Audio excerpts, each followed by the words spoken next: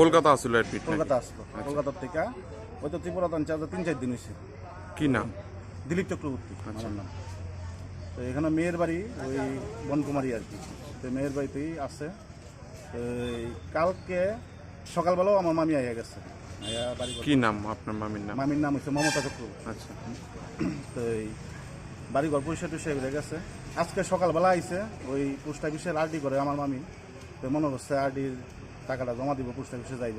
আইয়া সেটা দেখে এই অবস্থা, তালা ভেঙ্গা লাগছে, ঘরে লন্ড ভন্ড, টাকা আসলো আরডির টাকা। আচ্ছা, বিছনার তলে ওই টাকা দিলে গেছে, স্বর্ণের জিনিস। কি দিয়ে ভাঙছে? ভাঙছে আপনার শাবল দিয়া, শাবল আর একটা রড আছে এগুলি এখানে। পুলিশকে কি জানাইছিলেন? হ্যাঁ, জানানো হয়েছে। আচ্ছা, তাদের কি বক্তব্য পেয়েছেন? তো তারা তো আইছে, তদন্ত করতে আছে। তদন্ত করতে। কি নাম এলাকাটা? এলাকার নাম হচ্ছে গোকুলপুর, এটা কালীটিলা ধরে আর কি। আচ্ছা, আমরা থানাতে একটা ইনফরমেশন গেছে, রাঙামাটি পঞ্চায়েতের 3 নম্বর ওয়ার্ডে মমতা মল্লিক চক্রবর্তী তাই বাড়িতে নাকি চুরি হয়েছে। আমরা আসলাম, আসার পরে তাদের সাথে কথা বললাম। তাই আসবেন, কলকাতার মেডিকেলের ট্রিটমেন্ট আছে।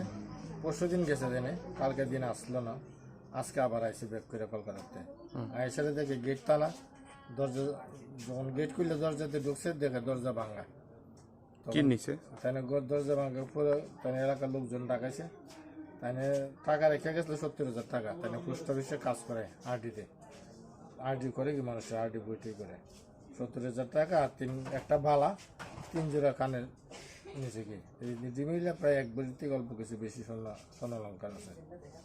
তাই বাড়িতে শাবল আছে, শাবলগুলি কুঁজে বাইর করছে, বাইরে করে শাবল দিয়ে তালাগুলি ভাঙছে, ভাঙ্গে এইসব লোক। সন্দেহভিত্তিক কি কোনো নাম আছে?